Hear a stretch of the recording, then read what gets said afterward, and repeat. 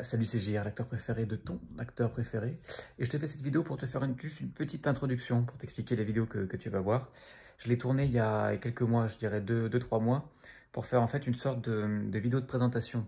Et j'ai trouvé l'idée, je me suis même un petit peu inspiré d'un format de Combini qui s'appelle le Vidéo Club, où en fait des artistes viennent et parlent des 15-20 films qui ont un peu fait... qui ont marqué des tournants dans leur vie et qui les ont hyper inspirés. J'en ai pas fait 15-20, j'en ai fait 4-5. Donc voilà, c'est la vidéo que je te partage parce que j'ai pas sélectionné celle-là en vidéo de présentation. Donc voilà, j'en avais un peu parlé rapidement dans le carnet de bord, j'avais mis un petit teaser. Donc voilà, là c'est la vidéo que je te mets et que je te partage. N'hésite pas à liker, partager et surtout aller voir mon Instagram et mes réseaux sociaux. Je te les mettrai par là. Et je te remercie et passe un très bon visionnage. Allez, à toutes.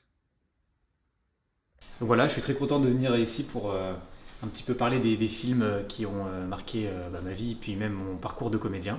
Il y a plein de beaux films, donc ouais, ça va être super. On va dire celui-là, c'est pas anecdotique celui-là. Les choristes de Monsieur Baratier, c'est un film extrêmement important parce que c'est le premier film que j'ai demandé en DVD. Quand on allait le voir au cinéma, tout dans ce film en fait m'a marqué et m'a plu. Que ce soit les chants, que ce soit les comédiens qui jouent les petits élèves du fond de l'étang, le jeu de Gérard Jugnot, tous les acteurs. C'est la première vraie claque cinématographique que j'ai pu avoir. Et donc direct, j'ai demandé de l'avoir en DVD pour pouvoir le revoir. Donc c'est voilà, un film qui m'a extrêmement marqué et qui a commencé à provoquer en moi, on va dire, les premières grandes émotions que peut provoquer le cinéma. Donc voilà, c'est un super film que je conseille si vous ne l'avez pas vu, mais quand même c'est un grand classique du cinéma. Là aussi, oui, ça c'est autre chose, mais ça me fait rire parce que bon, là on part sur un blockbuster, hein, c'est-à-dire que Le Seigneur des Anneaux, je pense que j'ai pas besoin de vous le présenter, tout le monde le connaît. Ce film-là, je l'ai connu par les jeux vidéo. À l'époque, mes cousins avaient donc déjà la PlayStation 2 et ils jouaient à des jeux vidéo et dès qu'ils les terminaient, ils nous les donnaient à mon petit frère et à moi. Et donc avant de savoir que c'était donc un film, on pensait que c'était des jeux vidéo. Et dès qu'on a vu donc la jaquette du DVD dans l'endroit où on mettait nos DVD, et bah on s'est dit mais c'est quoi en fait, on s'est trompé, on a rangé le jeu dans l'endroit pour les DVD et en fait on a demandé à notre père, il nous a dit non en fait vous jouez pas à un jeu, c'est tout simplement en fait un film et on a tiré des jeux de ce film. C'est un chef-d'œuvre, tout simplement c'est un chef-d'œuvre. J'ai commencé en plus, ça c'est rigolo aussi, par les deux tours, le numéro 2 de la saga. Je pensais que c'était le numéro 1 en fait, comme j'ai commencé par le numéro 2 et après bon, quand on a remis dans l'ordre c'était un peu plus compréhensible.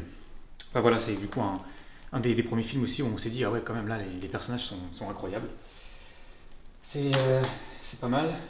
Alors ça c'est vrai, dans un autre registre, mais c'est aussi forcément c'est un film culte du cinéma français, La Haine. Inutile forcément de le présenter, mais Kassovitz, très grand réalisateur et très grand acteur aussi. Mais c'est parce que je trouve que le message est toujours d'actualité et extrêmement universel. Mais là, c'est un film extrêmement bien écrit pour parler de la réalité de certaines personnes. Et c'est aussi ça qu'on veut faire quand on est comédien, tout simplement.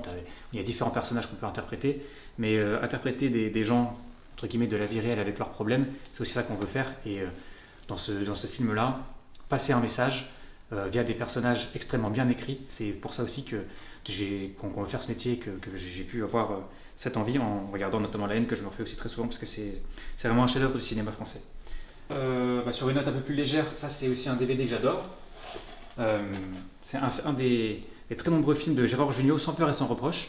Et pareil, ça c'est une des comédies qui m'a vraiment donné envie de faire ce métier parce que je le regarde très souvent. Et quand j'en parle, pour moi c'est un de mes classiques de comédie, il y a une vanne toutes les 2 minutes. Quand j'en parle à certaines personnes, est-ce que tu as déjà vu Sans peur et sans reproche, est-ce que tu connais ce film? Très peu de personnes le connaissent finalement, je me rends compte. Alors que c'est vraiment un film fantastique en termes de comédie. C'est aussi quand on voit ces films-là qu'on a tout simplement envie d'être comédien parce qu'on s'amuse à jouer des personnages haut en couleur, comme je peux le dire. Et quand on a des films comme ça, c'est tout simplement incroyable. Donc c'est un film pour moi qui est malheureusement sous-coté, mais qui gagnerait à être tellement plus connu, parce que c'est tout simplement, c'est trop bien. Donc, si vous ne l'avez pas vu, regardez-le, c'est trop bien. Sans peur et sans reproche, c'est vraiment super. Sur le même registre, mais un peu plus global, Les Tontons Flingueurs.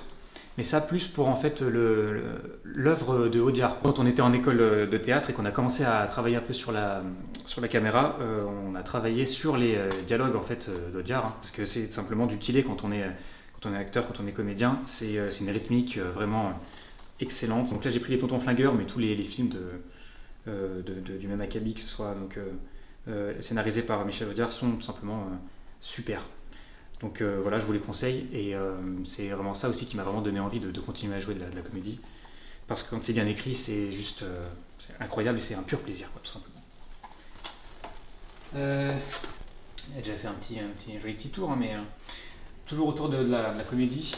C'est pareil aussi, c'est pas forcément un des 3 films, mais c'est sur cette trilogie de La 7ème Compagnie, c'est un des films qui m'a donné, je crois, le plus grand fou rire que j'ai jamais eu en regardant des films. Je l'ai bien évidemment pas vu au cinéma parce que j'étais trop jeune, et de la comédie que peut apporter le cinéma ou les séries. Et c'est ça qui m'a aussi donné envie de devenir acteur, de pouvoir véhiculer de telles émotions à travers la télé, à travers les grands écrans. Pour moi, c'est un des films qui a vraiment été révélateur de ce métier, où je me suis dit, vu la joie que je reçois en regardant ce film, tout simplement en prenant un tel plaisir, je me suis dit j'ai envie de faire un peu comme eux, et tout simplement voilà, de faire rire les gens. Et donc voilà, c'est sur tout simplement un classique qui pour moi c'est ça aussi qui m'a vraiment donné envie d'être comédien. Voilà, je pense que là j'ai vraiment fait le tour, et j'espère que ça vous a appris à un peu mieux me connaître et à voir un peu les différents classiques du cinéma qui ont fait un peu mon parcours et ma culture cinématographique. Voilà, j'espère que ça vous a un petit peu instruit et donné un aperçu de ce que j'aime, et j'espère à très très vite, et merci beaucoup, à bientôt.